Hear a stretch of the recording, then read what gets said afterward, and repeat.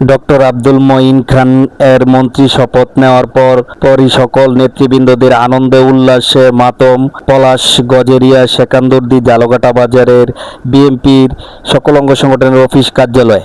উক্ত এই অফিস কার্যালয়ে আলোচনা সভা ও দোয়া মিলাদ মাহফিলে বক্তব্য রাখেন ডাক্তার আনিসুজ্জামান আল আমিন, সাংগঠনিক সম্পাদক পলাশ উপজেলা যুবদল ও সভাপতি গজেরি ইউনিয়ন যুবদল। উক্ত প্রোগ্রামে আরও বক্তব্য রাখেন নজরুল ইসলাম, সাধারণ সম্পাদক গজেরি ইউনিয়ন বিএনপি। এই সময় আরও উপস্থিত ছিলেন কারা নির্যাতিত ছাত্রনেতা, ছাত্রদলের আন্দোলন সংগ্রামের নেতা মাহবুবে ভুইয়া, সভাপতি পদপ্রার্থী গজেরি ইউনিয়ন যুবদল। এই সময় দোয়া পরিবেশন করেন মোহাম্মদ আমিনুল ইসলাম, সাবেক সাধারণ সম্পাদক গজেরি ইউনিয়ন স্বেচ্ছাসেবক দল। এই সময় আরও উপস্থিত বক্তব্য রাখেন মোহাম্মদ শাহিদুল ইসলাম মিশুক, সাধারণ সম্পাদক পদপ্রার্থী গজেরি ইউনিয়ন ছাত্র দল। আরও বক্তব্য রাখেন শফিকুল ইসলাম শফি, সাধারণ সম্পাদক ২ নং ওয়ার্ড যুবদল। স্যার যেন পূর্ণ হক আদায় করতে পারে এরকম তৌফিক দান করিয়া দিন। স্যারের এই স্থায়ী সরকার মন্ত্রণালয়ের কাজ যেন সারা বাংলাদেশের তৌফিক দান করিয়া দিন। হে আল্লাহ, স্যারের নেক হায়াত দান করিয়া দিন, হায়াতে তৈয়বা দান করিয়া দিন, করার তৌফিক দান করিয়া দিন।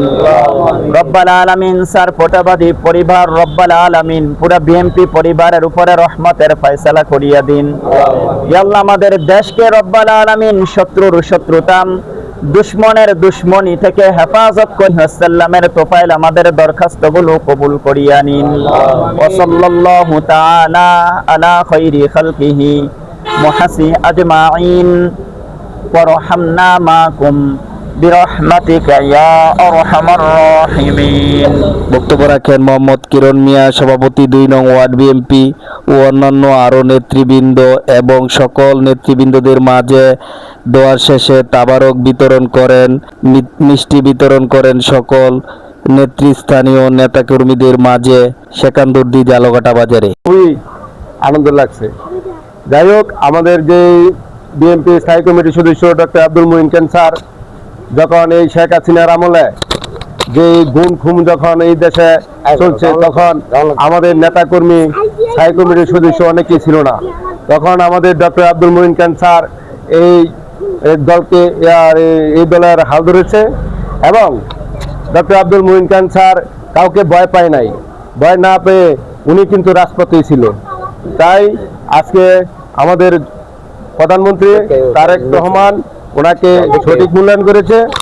তারেক জিয়াকে ধন্যবাদ জানাই। আরো এখন আমাদের আজকে কিন্তু অনেকই আনন্দ লাগতেছে। আমার আপনাদের কেমন লাগতেছে জানি না, আমার কিন্তু অনেক আনন্দ লাগতেছে।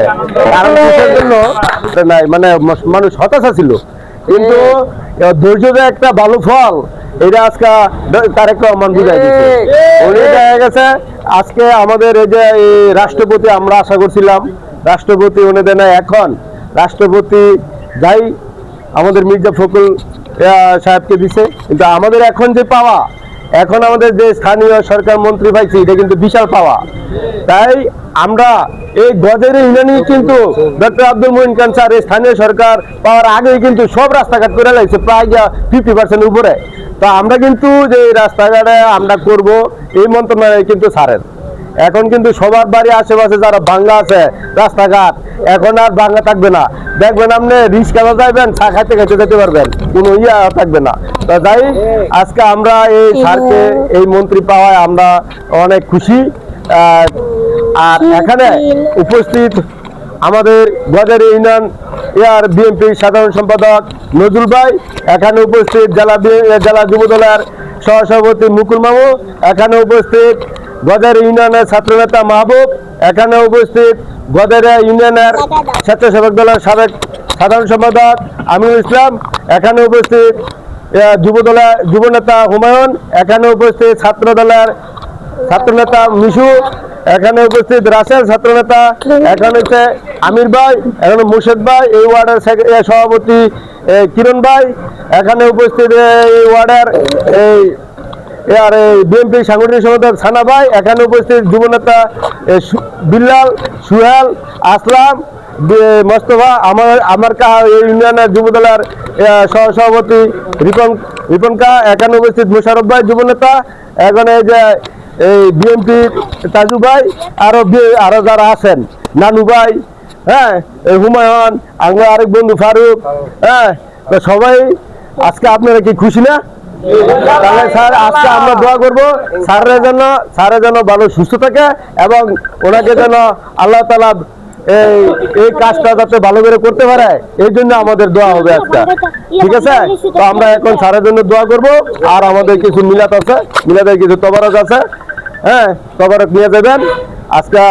এই বলে আমার নেতা কর্মীদের খুন গুম হত্যার মতো মধ্য দিয়ে দেশ যখন পরিচালিত হচ্ছিল, সেই সময় যিনি এই দলকে আঁকড়ে ধরেছিলেন তিনি আমাদের পলাশের নেতা, আমাদের গণমানুষের নেতা, প্রিয় নেতা ডক্টর আব্দুল মঈন খান স্যার।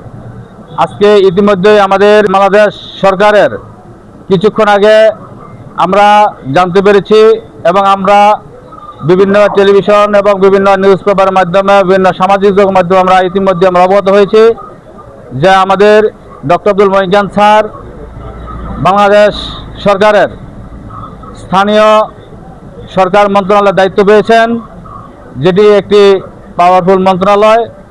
এর জন্য আমরা আনন্দিত এবং আমরা পলাশবাসী গর্বিত। তারই ধারাবাহিকতায় আজকে আমরা এই আনন্দের সাথে আজকে আমরা এখানে বসেছি।